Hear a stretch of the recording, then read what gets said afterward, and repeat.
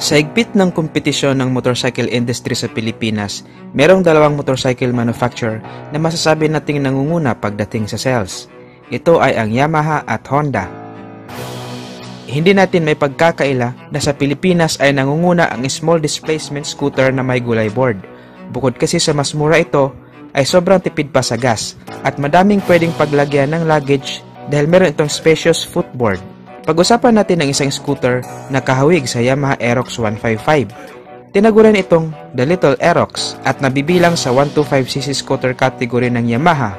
Meron itong karakter na wide flat floor footboard o gulay board na very useful talaga na paglagyan ng luggage. Anyway, ang pangalan pala ng scooter na to ay Yamaha Cygnus Grypus. Himayin natin kung ano-ano pa ang nasa scooter na to.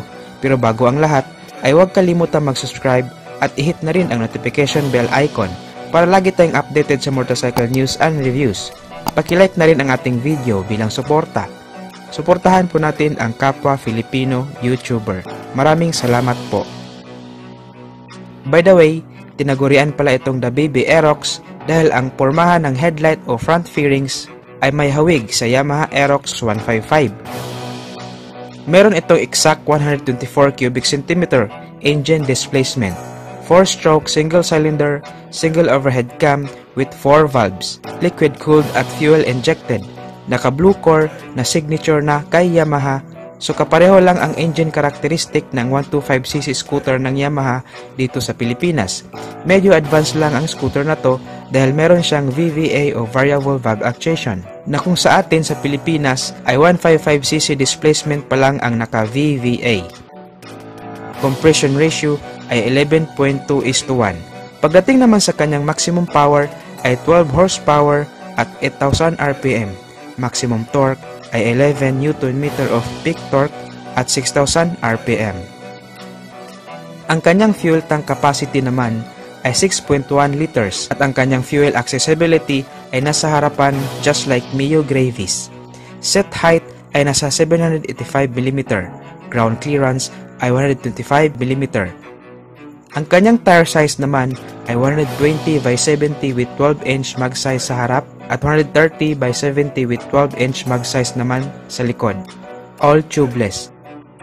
Ang kanyang braking system naman ay naka-disc brake sa harap at disc brake din sa likod with ABS o anti-lock braking system at UBS o Unified Braking System. Ang kanyang bigat naman ay 125 kg. Ang ilaw naman ng motor na to ay naka-full LED na at ang kanyang tail light at muffler ay very sportier tingnan.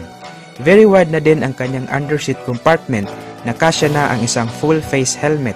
Ang kanyang panel gauge ay naka-fully digital at resembles din ng sa Yamaha Aerox. Meron din itong USB socket charger na pwedeng pag-charge ng cellphone. Mas pinatibay naman ang kanyang architectural frame na very confident sa kahit na anong bangkingan sa daan.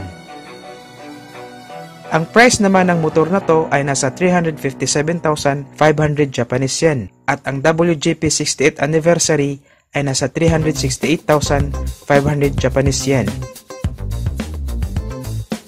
Sa ngayon, ang scooter na to ay exclusive lang sa bansang Taiwan at bansang Japan. At as for the Philippines, sobrang liit lang ng tsansa na dadalhin ng Yamaha ang scooter na to dito sa Pilipinas. So dito ko natatapusan ang review natin mga ka-Wizard Moto. Don't forget to like and subscribe para lagi tayong updated sa motorcycle news and reviews. Maraming salamat sa walang sawang pagsuporta. Ride safe as always and God bless.